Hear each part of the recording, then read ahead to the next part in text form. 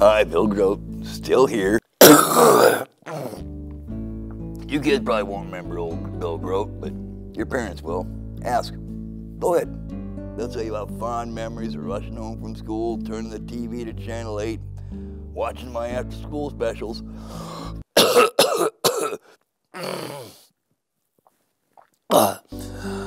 I educated kids. I had influence. I had power. But they didn't understand that. Nobody did. I was an educator. Yeah, I was fired. But my lawyer refuted the charges. You know what that means, kids? Refuted? R-E-F-U-T-E-D. Means they had nothing on me.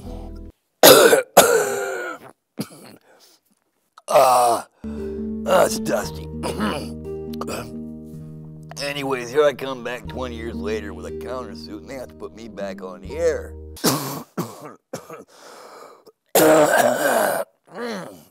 I made great work here in the 80s. It will stand the test of time. Hey, there you go. Here's a good one from the first season. Yeah, I hope it helps, kids.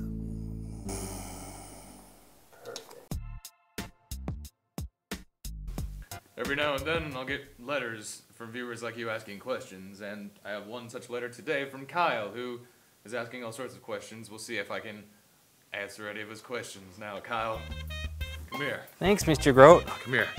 Yeah, take a seat. Yeah, right there. Yep.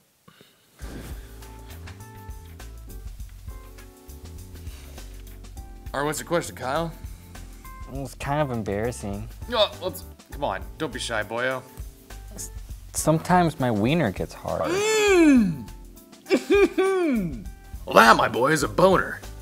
Like the time my dad borrowed our neighbor's snowblower and it broke, and he said that was just a real boner? Well, that sounds like it was a boner, but I'm talking about a different kind of boner entirely. Or like that time before the show when you stubbed your toe and you said, fuck, that was a real boner. Well, dads and other men might use the word boner too freely sometimes. You guys need any snacks? No! Boys? Get out of your snack lab, we don't need any snacks. Sorry, we're really just white-knuckling over a real boner of a problem here. We just might need a minute. Now I'm even more confused. Son, it's like this. Sometimes, when you see a pretty girl, and your wiener fills with blood and it becomes engorged, that's a boner. Now, other times, if that pretty girl doesn't relieve it, now that can be a boner too, a real boner indeed. I still don't get it. Boner is, well, it really can be anything, really. It seems like what you have was more of a hard-on. I thought you guys might like some snacks. Damn it, John! I'm trying to explain the miracle of the male erection to Kyle here, and you keep interrupting. I'm sorry, I just thought you guys might like hardened cookies. Glazed in the classic hardened chocolate, and they're baked to perfection. They're just so good. They're delicious. I'm sorry, Bill. I'm so confused. Now that's a boner!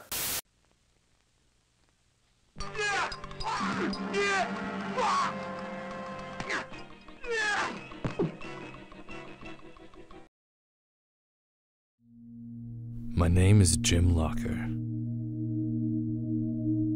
The world is closed.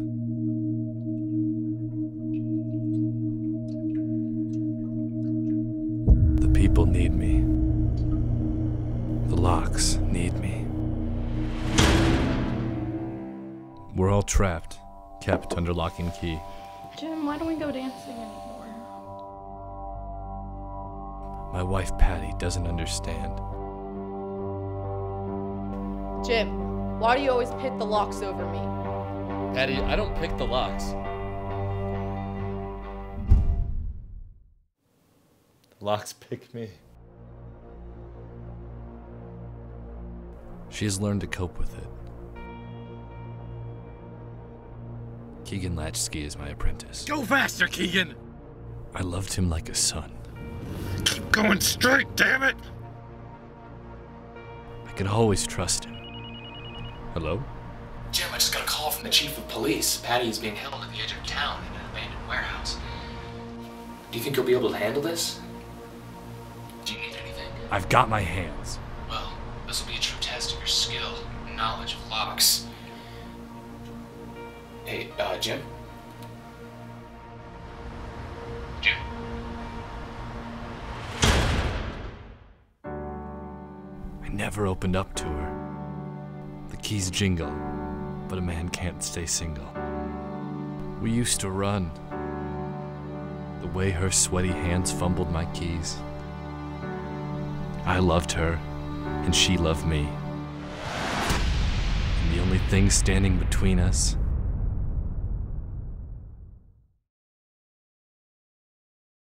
I will get her back. You've smithed your last lock. Your apprentice has betrayed you. The lock stops here.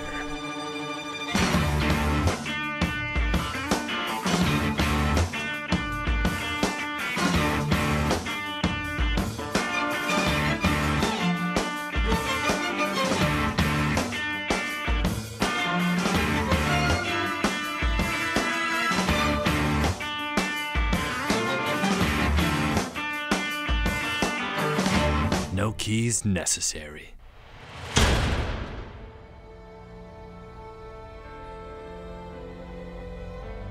Jim, I've taken your wife. I've taken your wife, Jim. Lock down? More like lock up. You can talk the talk, but can you lock the lock?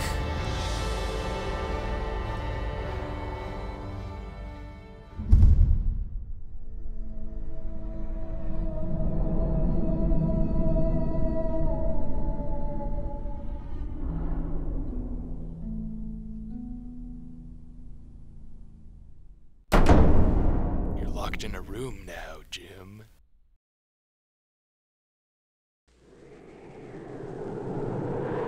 Visitors from outer space! Far out! Ask your parents. They'll remember. I bet half of them were part of my kiddie club. They'd come to the screenings all excited, you know, ready to hear what I had to say. We'd do some crafts afterwards and take a few publicity shots. And you know, they just wouldn't want to leave so fast, so I made the kiddie club.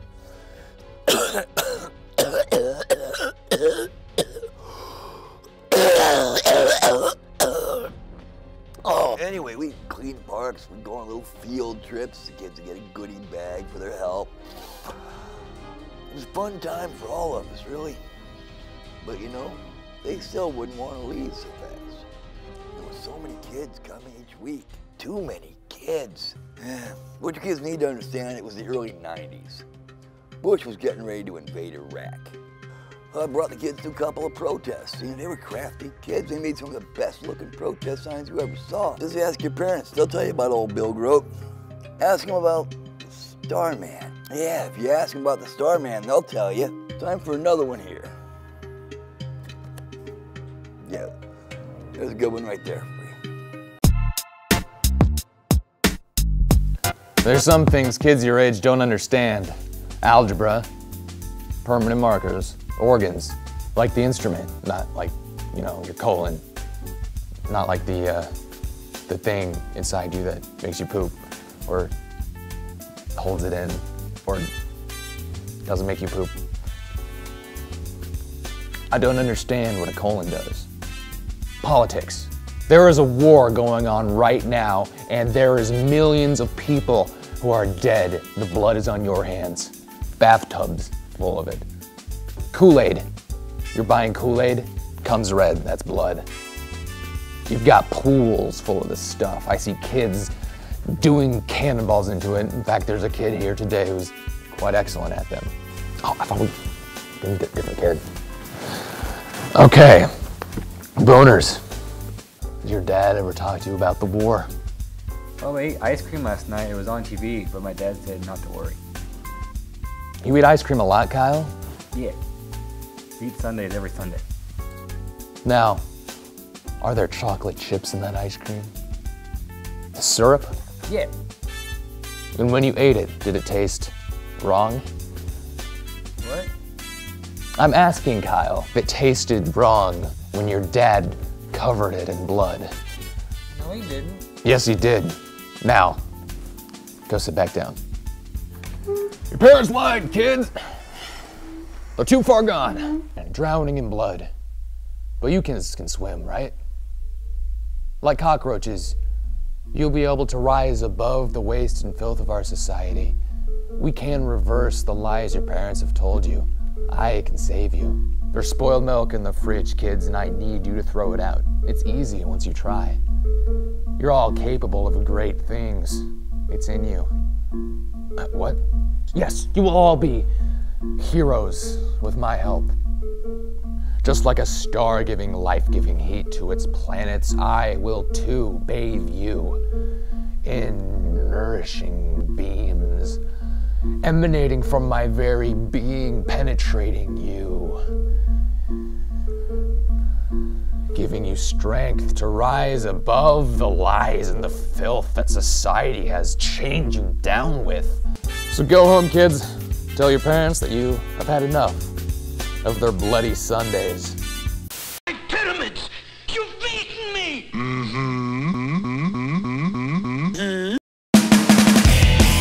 You've heard of insanity in P90X. I'm here to introduce a whole new kind of revolutionary workout. My name's Derek Ruger, and I'm the creator of the explosive brain drain emotional workout that's proven by modern psychology to turn you from wimp to a braveheart in less than a week. Brain drain uses a unique method called pedicure. Put them down, pick them up. First, we put them down. I hate you. I imagine you enjoy Doctor Who. Nice shorts, princess. People think you have a racist face. You remind me of my fat uncle. Do people mistake you for a man? Once they're emotionally broken, we pick them back up. It's gonna be all right, little buddy. Don't wipe that kiss off.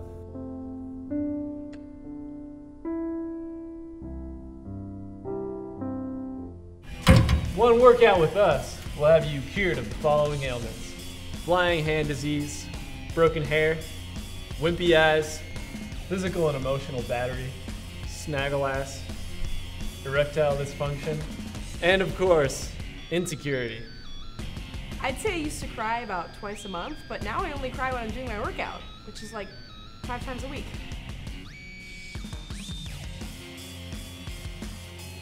Orders today at 999 Big Mind. Got a specific list of life regrets, complaints, threats? Send us a copy. Once again, that number is 999 Big Mind. Order today for a stronger mind tomorrow. Thanks for the gumball. Thanks for the gumball.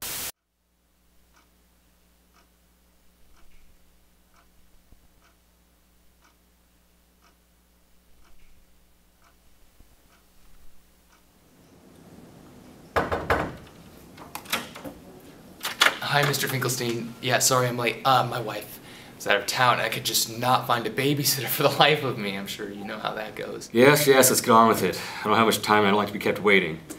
Your job's on the line, Hank. Would it be alright if I left the door open just so I can hear my daughter if she needs anything, so I can be there for her? Fine, whatever, Hank. Let's just get this over with. Thanks. One moment. Daddy? Here you go, honey. Now, sit here and be quiet while Daddy talks to Mr. Finkelstein, okay? Okay. Alright, well, as you know, we've been pushing brand recognition really hard this quarter, and marketing has kind of been hitting a brick wall. Honey, could you be quiet for me? Let Daddy talk? Daddy! Daddy! What is it? Do you remember when we were driving and you Lucy, you're gonna really have to let Daddy talk to Mr. Finkelstein here for like 10 minutes, or else Daddy's gonna be unemployed and Daddy's not gonna be able to feed you. So just 10 minutes of quiet, just please. Fine! Thank you. Hank, I was just thinking that... Don't worry about it, sir. I was just thinking... It won't be a problem. Okay, as I was saying, our company's really been kind of struggling with name recognition, and I believe that I have a solution. Daddy? A solution that will really take our company's mission statement and blast it in the 21st century. Daddy! Please, be quiet. You never listen to me. Daddy is in a meeting. You always do this. You're always working and you never have time for me. We will discuss this later. You're the worst, and your boss is a big fat poopy head. You get in here right now, young lady, and apologize to the good-hearted Mr. Finkelstein.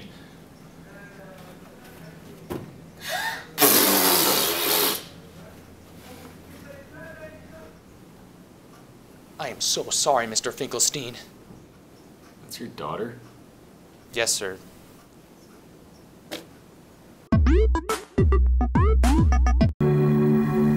Brings me whispers from far.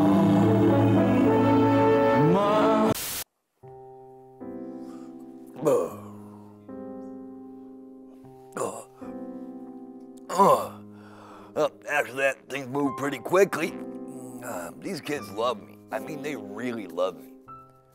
They start showing up at the house at night and scare the living shit out of me. I'm no pedophile, but people start looking at you kind of funny when you got 20 11-year-olds having a slumber party on your lawn, burning their parents in effigy and chugging Surge. Bet you guys didn't know your parents had pretty active imaginations. Oh yeah, I guess I did too. Pretty soon they started calling me Starman. And I guess I started calling them my little orbitals. It was really kind of beautiful. They made an outfit for me and everything. I was their leader, their mentor. They needed me. I was the Starman. Yeah, you'll see. I have arrived. Children of the cosmos, look under your chairs. There you will find a goodie bag. Inside that goodie bag is all the learning you will ever need.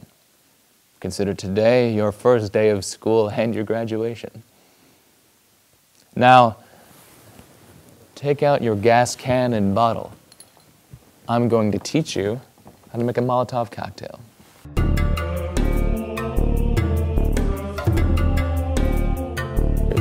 Take some of the gas from your gas can and put it in the bottle. Now you want to be careful here. It's kind of a process. Okay, so now that's a little bit much. You put a little less back in. See, there's not enough in the bottle now, so you put more in the bottle and just put more of that gas, right in the bottle there, and yeah, just more.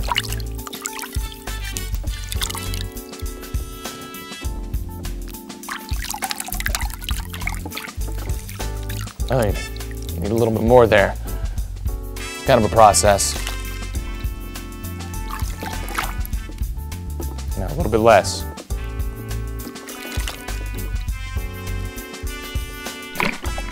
And if you can't find any gas, it's all right. Just find a length of hose and put it in your dad's gas tank and suck some out. Smelly stuff. Now you really want to get a lot of oxygen up in there. Really lights it up.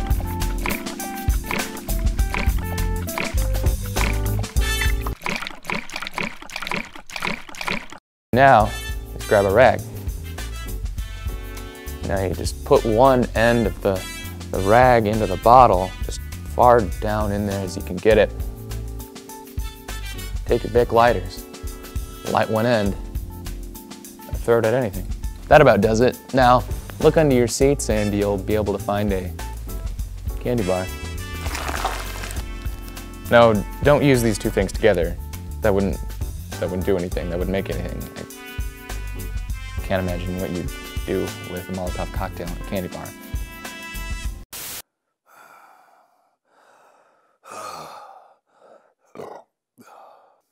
Not too long after that, little Neptune's mom came with the police. They called me a cult leader, like I was brainwashing their kids. This